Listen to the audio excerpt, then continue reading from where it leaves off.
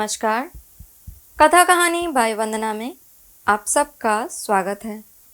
आज प्रस्तुत है मुंशी प्रेमचंद द्वारा लिखित एक बहुत ही प्रसिद्ध लघु कहानी बेटी का धन। चलिए शुरू करते हैं। बेतवा नदी दो ऊंचे कगारों के बीच इस तरह मुंह छुपाए हुए थी जैसे निर्मल हृदयों में साहस और उत्साह की मध्यम ज्योति छुपी रहती है। इसके एक कगार पर एक छोटा सा गांव बसा है जो अपने भग्न जातीय चिन्हों के लिए बहुत ही प्रसिद्ध है। जातीय गाथाओं और चिन्हों पर मर मिटने वाले लोग इस पावन स्थान पर बड़े प्रेम और श्रद्धा के साथ आते और गांव का बूढ़ा केवट सुक्खू चौधरी उन्हें उसकी परिक्रमा कराता और रानी के महल, राजा का दरबार और कुंवर की बैठक के मिटे हुए चिन्हों को दिखाता। यह एक उच्छ्वास लेकर रूंधे हुए गले से कहता, महाशय, एक वो समय था कि केवटों को मछलियों के इनाम में अशर्फियाँ मिलती थीं। कहार महल में झाड़ू देते हुए अशर्फियाँ बटोर ले जाते थे। बेतवा नदी रोज चढ़कर महाराज के चरण छूने आती थी। यह प्रताप और यह तेज था, परंतु आज इसकी ये दशा है। इन सुंदर उक्तियों पर किसी का विश्वास जमाना चौधरी के वश की बात न थी, पर सुनने वाले उसकी सहृदयता तथा अनुराग के जरूर कायल हो जाते थे। सुक्खू चौधरी उदार पुरुष थे, परंतु जितना बड़ा मुंह था उतना बड़ा ग्रास न था। 3 लड़के, 3 बहुएं और कई पौत्र पौत्रियां थीं। लड़की केवल एक गंगाजली थी जिसका अभी तक गौना नहीं हुआ था। चौधरी की ये सबसे पिछली संतान थी। स्त्री के मर जाने पर उसने इसको बकरी का दूध पिला पिला कर पाला था। परिवार में खाने वाले तो इतने थे, पर खेती सिर्फ एक हल की होती थी। ज्यों त्यों कर निर्वाह होता था। परंतु सुक्खू चौधरी की वृद्धावस्था और पुरातत्व ज्ञान ने उसे गांव में वह मान और प्रतिष्ठा प्रदान कर रखी थी जिसे देखकर झगड़ू साहू भीतर ही भीतर जलते थे। सुक्खू जब गांव वालों के समक्ष हाकिमों से हाथ फेंक फेंक कर बातें करने लगता और खंडहरों को घुमा फिरा कर दिखाने लगता था, तो झगड़ू साहू, जो चपरासियों के धक्के खाने के डर से करीब नहीं फटकते थे, तड़प तड़प कर रह जाते थे। अतः वे सदा इस शुभ अवसर की प्रतीक्षा करते रहते थे जब सुक्खू पर अपने धन द्वारा प्रभुत्व जमा सकें।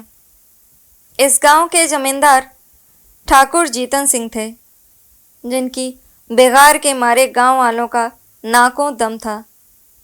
उस साल जब जिला मजिस्ट्रेट का दौरा हुआ और वह यहाँ के पुरातन चिन्हों की सैर करने के लिए पधारे, तो सुक्खू चौधरी ने दबी जबान से अपने गांव वालों की दुख कहानी उन्हें सुनाई।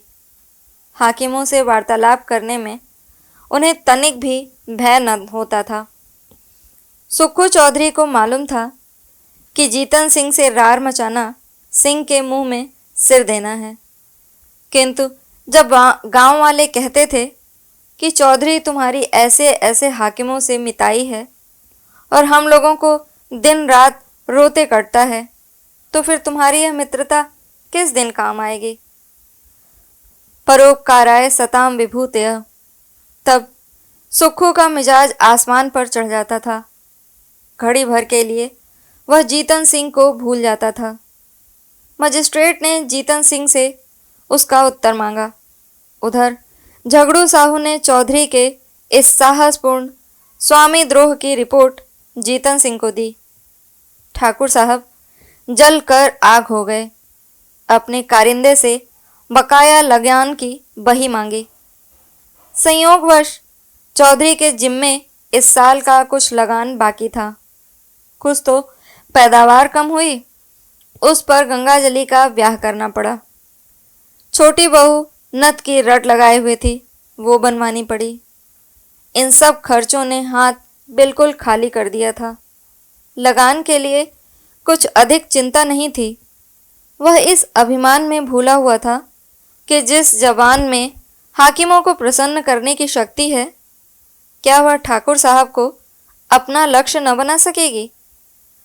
बूढ़े चौधरी इधर तो अपने गर्व में निश्चिंत थे और उधर उन पर बकाया लगान की नालिश ठुक गई। सम्मन आ पहुंचा। दूसरे दिन पेशी की तारीख पड़ गई। चौधरी को अपना जादू चलाने का अवसर न मिला।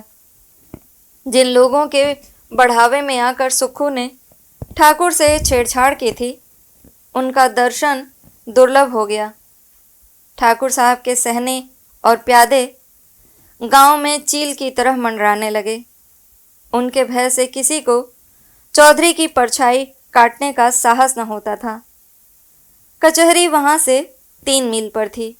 बरसात के दिन रास्ते में ठौर ठौर पानी, उमड़ी हुई नदियां, कच्चा रास्ता, बैलगाड़ी का निबाह नहीं, पैरों में बल नहीं। अतः अदम पैरवी में मुकदमे का एक तरफा फैसला हो गया। कुर्की का नोटिस पहुंचा तो चौधरी के हाथ पांव फूल गए। सारी चतुराई भूल गई। चुपचाप अपनी खाट पर पड़ा पड़ा नदी को ताकता और अपने मन में कहता, क्या मेरे जीते जी घर मिट्टी में मिल जाएगा? मेरे इन सुंदर बैलों की जोड़ी के गले में क्या दूसरों का जुआ पड़ेगा? ये सोचते सोचते उसकी आंखें भर आतीं। वह बैलों से लिपट कर रोने लगा, परंतु बैलों की आंखों से क्या आंसू जारी थे? वे नाद में मुंह क्यों नहीं डालते थे? क्या उनके हृदय पर भी अपने स्वामी के दुख की चोट पहुंच रही थी? फिर वह अपने झोपड़े को विकल नैनों से निहार कर देखता और मन में सोचता, क्या हमको इस घर से निकलना पड़ेगा? ये पूर्वजों की निशानी क्या हमारे जीते जी छिन जाएगी? कुछ लोग परीक्षा में दृढ़ रहते हैं और कुछ लोग उसकी हल्की आंच भी सहन नहीं कर सकते।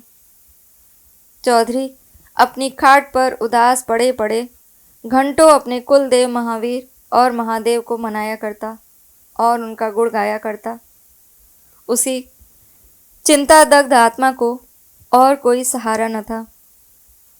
इसमें कोई संदेह न था कि चौधरी की तीनों बहुओं के पास गहने थे, पर स्त्री का गहना ऊँख का रस है जो पेरने से ही निकलता है।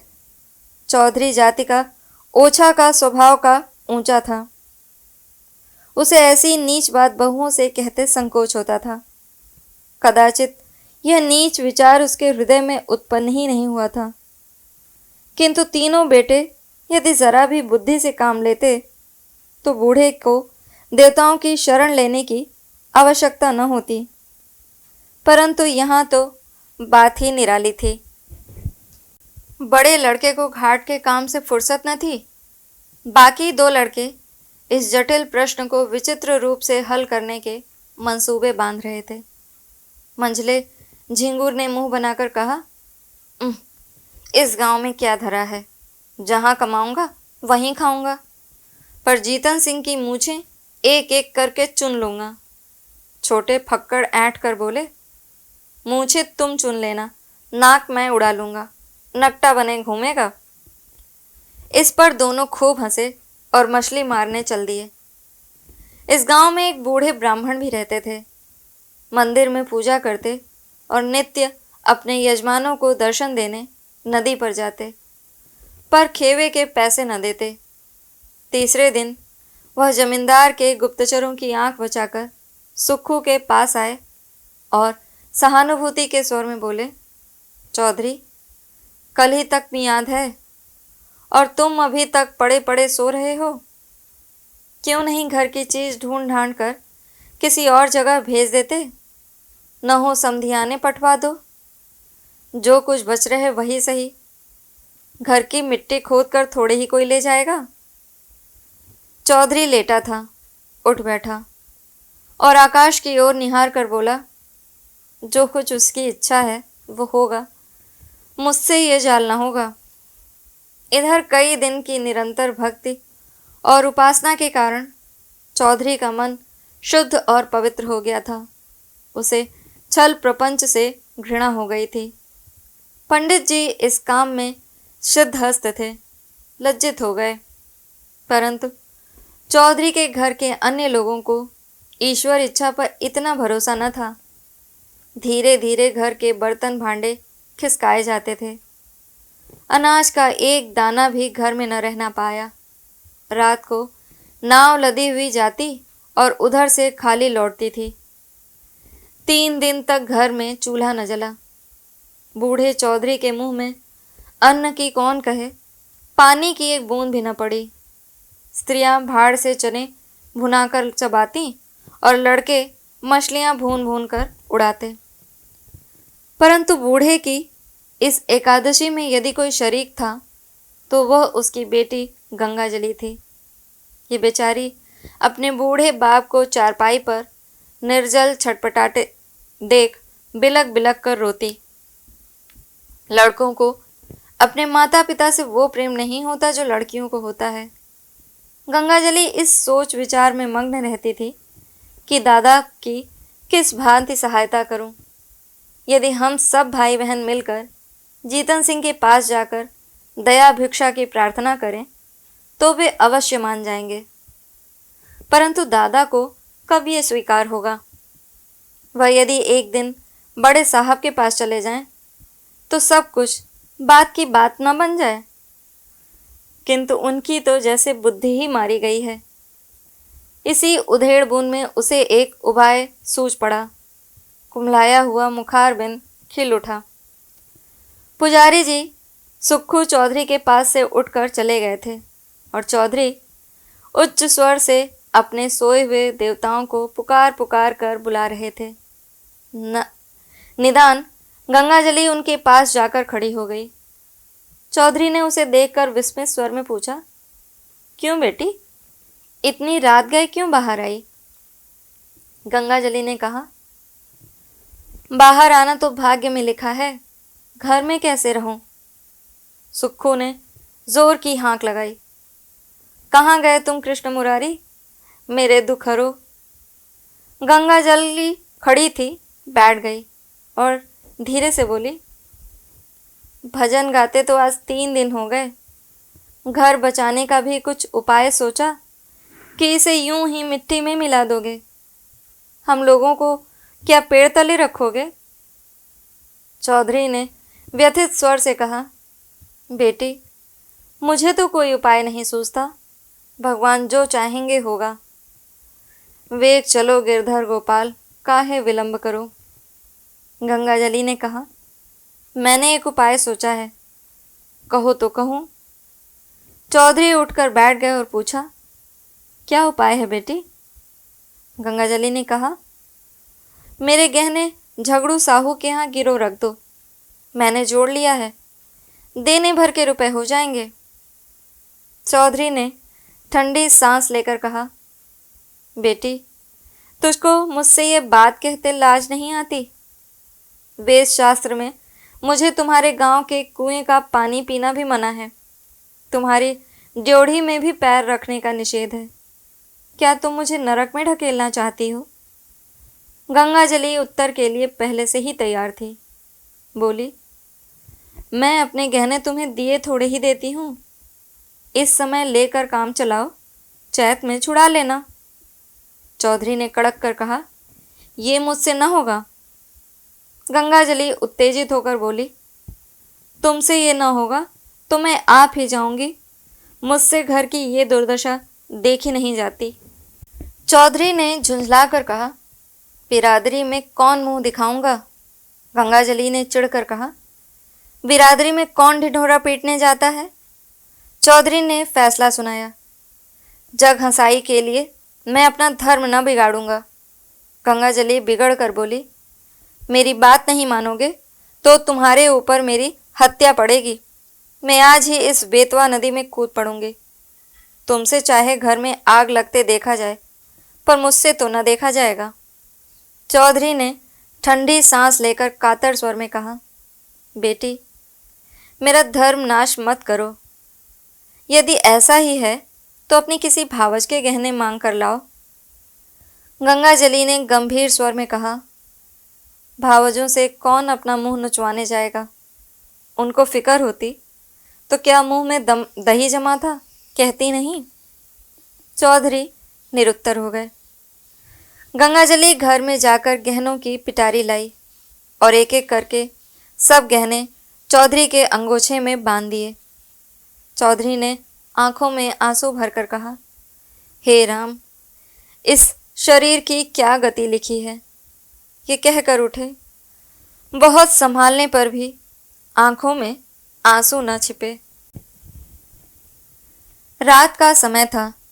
बेतवा नदी के किनारे किनारे मार्ग को छोड़कर सुक्खू चौधरी गहनों की गठरी कांख में दबाए इस तरह चुपके चुपके चल रहे थे मानो पाप की गठरी लिए जाते हैं। जब वह झगड़ू साहू के मकान के पास पहुंचे तो ठहर गए। आंखें खूब साफ की, जैसे किसी को ये बोध न हो कि चौधरी रोता था। झगड़ू साहू धागे की कमानी की एक मोटी ऐनक लगाए बही खाता फैलाए हुक्का पी रहे थे और दीपक के धुंधले प्रकाश में उन अक्षरों को पढ़ने की व्यर्थ चेष्टा में लगे थे जिनमें स्याही की किफ़ायत की गई थी। बार बार ऐनक को साफ करते और आंख मलते, पर चिराग की बत्ती उकसाना या दोहरी बत्ती लगाना शायद इसलिए उचित नहीं समझते थे कि तेल का अपव्यय होगा। इसी समय सुक्खू चौधरी ने आकर कहा, जयराम जी। झगड़ू साहू ने देखा, पहचान कर बोले, जयराम चौधरी? कहो, मुकदमे में क्या हुआ? ये लेन देन बड़े झंझट का काम है, दिन भर सिर उठाने की छुट्टी नहीं मिलती। चौधरी ने पोटली को खूब सावधानी से छिपाकर लापरवाही के साथ कहा, अभी तक तो कुछ नहीं हुआ। कल इजराय डिग्री होने वाली है। ठाकुर साहब ने न जाने कब का बैर निकाला है। हमको 2-3 दिन की भी मोहलत होती तो डिग्री न जारी होने पाती।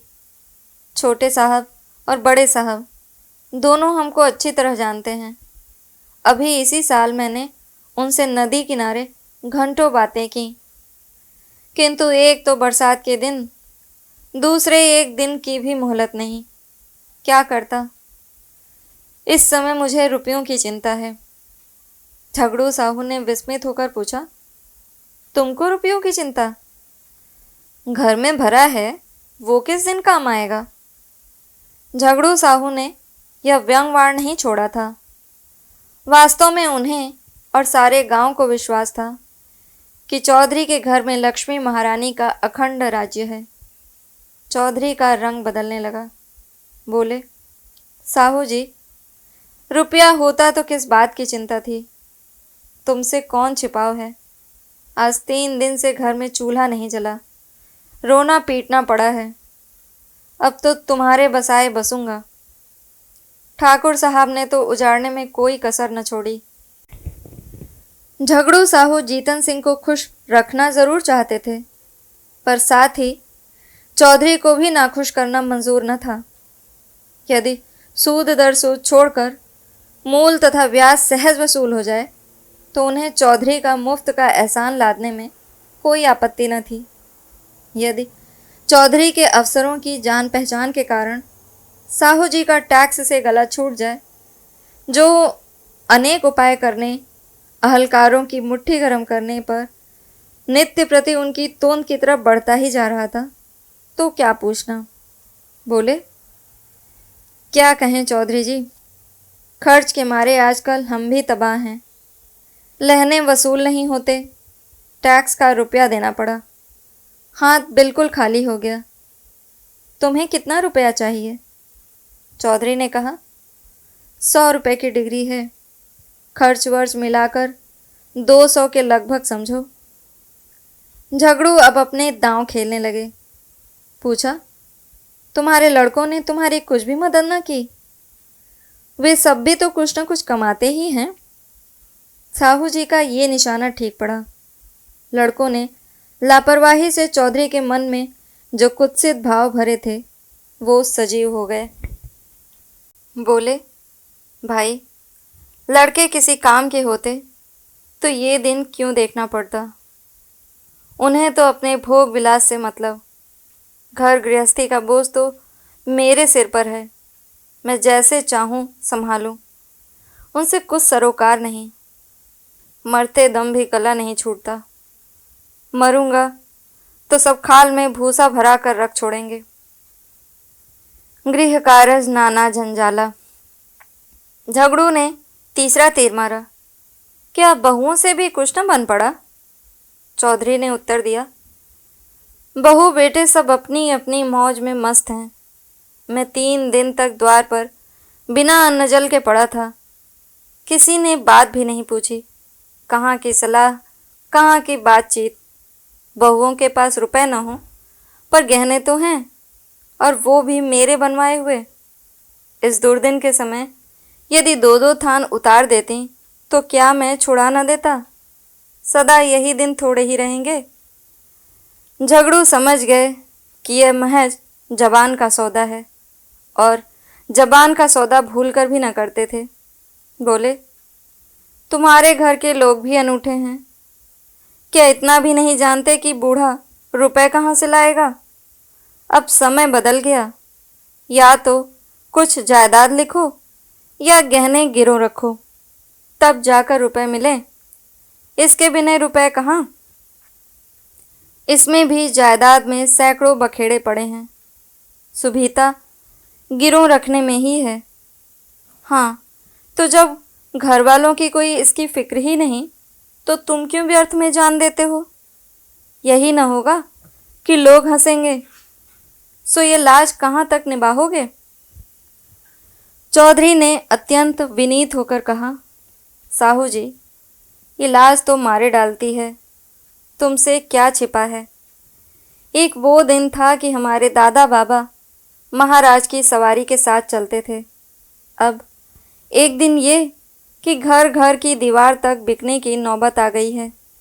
कहीं मुंह दिखाने को भी जी नहीं चाहता। ये लो गहनों की पोटली। यदि लोक लाज न होती तो इसे लेकर कभी यहाँ न आता, परंतु ये अधर्म इसी लाज निभाने के कारण करना पड़ रहा है।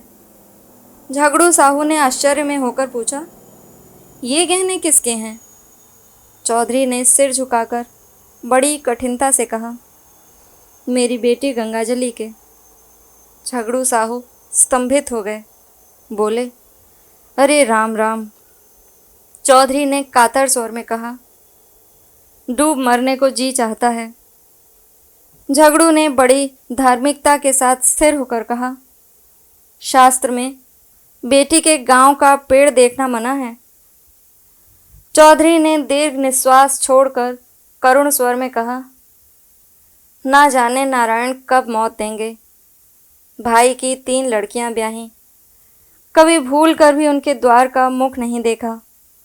परमात्मा ने अब तक तो टेक निभाई है, पर अब न जाने मिट्टी की क्या दुर्दशा होने वाली है। झगड़ू साहू लेखा जो बख्शीश 100 के सिद्धांत पर चलते थे। सूद की 1 कौड़ी भी छोड़ना उनके लिए हराम था। यदि 1 महीने का 1 दिन भी लग जाता तो पूरे महीने का सूद वसूल कर लेते, परंतु नवरात्र में नित्य दुर्गा पाठ करवाते थे। पितृपक्ष में रोज ब्राह्मणों को सीधा बांटते थे। बनियों की धर्म में बड़ी निष्ठा होती है। यदि कोई दीन ब्राह्मण लड़की ब्याहने के लिए उनके सामने हाथ पसारता तो वह खाली हाथ न लौटता। भीख मांगने वाले ब्राह्मणों को चाहे वह कितने ही संडे मुसंडे हों, उनके दरवाजे पर फटकार नहीं सुननी पड़ती थी। उनके धर्मशास्त्र में कन्या के गांव के कुएं का पानी पीने से प्यासा मर जाना अच्छा है। वह स्वयं इस सिद्धांत के भक्त थे, और इस सिद्धांत के अन्य पक्षपाती उनके लिए महामान्य देवता थे। वे पिघल गए। मन में सोचा, यह मनुष्य तो कभी ओछे विचारों को मन में नहीं लाया। निर्दय काल की ठोकर से अधर्म मार्ग पर उतर आया है, तो उसके धर्म की रक्षा करना हमारा कर्तव्य धर्म है। यह विचार मन में आते ही झगड़ू साहू गद्दी से मसनद के सहारे उठ बैठे और दृढ़ स्वर से कहा, वही परमात्मा जिसने अब तक तुम्हारी टेक निभाई है, अब भी निभाएंगे। लड़की के गहने लड़की को दे दो। लड़की जैसी तुम्हारी है वैसी मेरी भी है। ये लो रुपए, आज काम चलाओ, जब हाथ में रुपए आ जाएं तो दे देना। चौधरी पर इस सहानुभूति का गहरा असर पड़ा। वह जोर जोर से रोने लगा। उसे अपने भावों की धुन में भगवान कृष्ण की मोहिनी मूर्ति सामने विराजमान दिखाई दी। वही झगड़ू साहू जो सारे गांव में बदनाम था, जिसकी उसने खुद कई बार हाकिमों से शिकायत की थी, आज साक्षात देवता बना जान पड़ता था। रूंधे हुए कंठ से गदगद होकर बोला, झगड़ू, तुमने इस समय मेरी बात, मेरी लाज, मेरा धर्म कहाँ तक कहूँ, मेरा सब कुछ रख लिया, मेरी डूबती नाव पार लगा दी। कृष्ण मुरारी तुम्हारे इस उपकार का फल देंगे और मैं जब तक जीऊँगा तब तक तुम्हारा गुण गाता रहूँगा। तो ये थी मुंशी प्रेमचंद द्वारा लिखी हुई बहुत ही प्यारी सी छोटी कहानी बेटी का धन। कैसी लगी मेरी ज़ुबानी हमें ज़रूर बताइएगा।